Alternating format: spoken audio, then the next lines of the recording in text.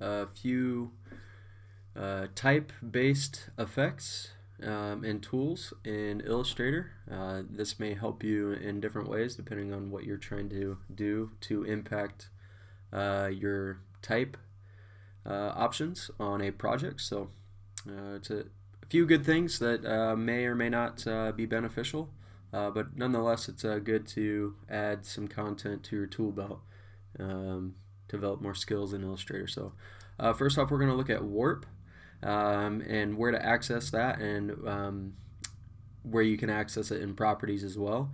Beyond that, we're going to look at type on a path, and we're going to see where that tool is on the toolbar and how to adjust after you create type on an actual path. So first off, we'll just create a text box, and then we'll manipulate it a few ways, and then we'll create a path, and then we'll type on it. So first off, with the type or the effect warp, the way this will work is that it impacts the text box, not the text necessarily. So instead of just initially just clicking like some of us prefer, what we need to do is actually click and drag, because the warp tool actually impacts the entire text box. So what we're going to do is just click and drag, and it will create a text box, and it will fill it with the text filler,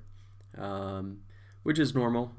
Text filler is nice because it gives you a preview of the type that you have selected and the size and the spacing and all that. So what we'll just do is just type my name in here, and then we will go to our character panel and scale out the name so it's a little bit bigger in the box, a little bit easier to see. Too far. There we go. And then what we'll do is just make that box nice and close to my name, because if we don't, then our effect will be impacted, and probably not the greatest way if you don't make that box nice and close to your text. One way to access your options for warp is going up to effect and then warp, and you can see there's a whole drop down of options here. Another way is to go to your appearance after you have your text selected. If you go in appearance, you'll see this little FX. If you click on that, it will give you your effects here as well. So either way works. Yeah, whatever way works, use it. Once you click on that, you're going to have a window show up that says warp options, and you're going to have a bunch of settings. I'm not going to take 15-20 minutes of your time to show you all of these, but I'll give you a few just to preview. Arc is what it defaults to.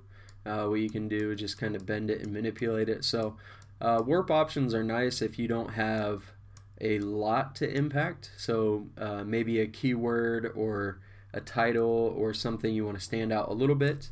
I wouldn't suggest maybe using it on an entire paragraph of content, just depending on what you're doing. But if you want to make something stand out in a different way, warp options might be nice. So we can, again, just kind of bend it in different ways. You can completely distort it where it becomes a little crazy, but that is your warp options here. If you like your setting, you can always just hit OK. If you don't, you can hit cancel. You can fine tune it, explore as much as you want here. What's another popular one? The rise one is pretty neat. Again, nothing too crazy, just a cool setting that will potentially allow something to stand out if you need it to, or you want to in a different way. If you hit OK, what you'll see in your appearance is if I click on that, it's still here. So I can always go back and click on this and make my adjustments again if I want. If I decide that I don't like it, I can hit this little trash bin and trash it. Yeah, that is probably the better way to go back and adjust it again if you want to, is just go back into your appearance panel after you select whatever you're manipulating and change it here. So that's a quick rundown of warp. The next one, we will just create an ellipse, and I will click and drag to make a circle. And what we're going to do is we're going to type on that, and then also I'll take my pen tool. I'll switch my colors around so it's on the stroke on both here. Pen tool, and then I'll just create my own path as well. Let's redo that.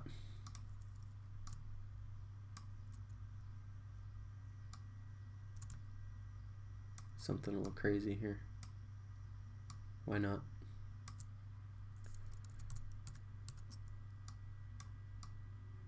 There we go. Command click. Alright, so we're going to take this ellipse or perfect circle, and I'm going to go to my toolbar and I'm going to find that capital T. Again, everything that has that little tiny right angle triangle on there, that means that other tools are hiding underneath there. If I right click, I should be able to find type on a path. If I cannot, I should be able to go to the three little dots here to edit the toolbar and find type on a path in this laundry list of tools. So let's say if it's not there, again, you can find it here. Added bonus, let's say I want touch type tool. I can click and drag a tool into another tool, and you can have access there. Just a little added content there. But now, if I right click, type on a path, it will only impact, or this tool will only work if you hover over a path and then click on it. And then you'll see the type reveal itself. It might be way too large like it is here. What I do is just kind of scale it down a little bit so you can see it a little bit better. And then I'll put the same thing. And we'll just leave it at that. And then from there, it will go all the way around if you keep typing. So just a heads up there. If you want to go all the way around a circle, you can. From here, I'm just going to show you a few settings or adjustments. Let's do this. I'll take my name, I'll copy it, and then I'll just, oops, copy, Control C, space, Control V, just so you can see it go all the way around here. Oops. There you have it. Once you make your type, if you need to fine-tune it, you can actually adjust where everything starts and stops. It's kind of finicky, but what you're looking for are these two squares, and what that will allow you to do is just kind of rotate if you want. So one is where your type starts, and then the other one is where your type stops. So we're going to see, there we go. We can make it start and stop in different places if you need to. So those bars do impact the type on a path. It's a subtle adjustment. It's kind of finicky, but you can get to it if you need to. And since this is type, you can always go back and readjust. So if I want to click and drag on this type, I don't like this font, I can go to my character panel, change it to a different font. I can change the size. Oh, wrong thing there. I can change the size, make it smaller. Okay. So there's a quick rundown. A few more advanced options. When you create type on a path, you can actually go to type up in your menu bar, type on a path, go to your options, and it will give you even more options. So let's say I want to preview this. I want to flip it so it's on the inside. We could do that. I can make it skewed. I can make it a ribbon, which is kind of crazy. I can stair step. I'm not sure what gravity does entirely, to be honest. It doesn't look like it does too much from the initial setup, but yeah, there's a lot of options that you can change if you want to. So that is a cool effect that you can create on your project. Here is the path that we created before. So it doesn't have to be a shape, it can be a custom path that you make.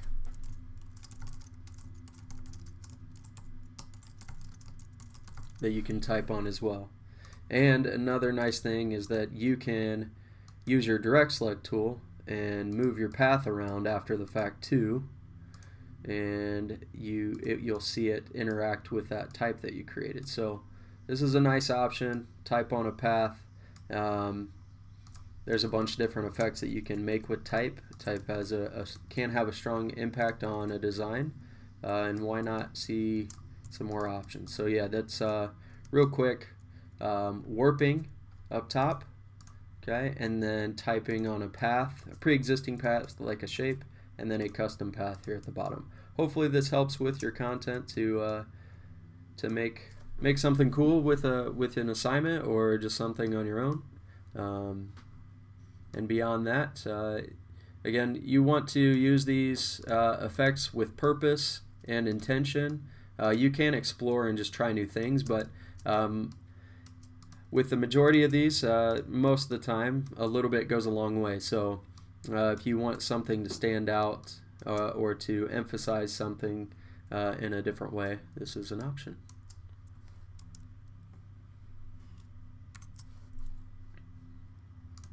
Save that.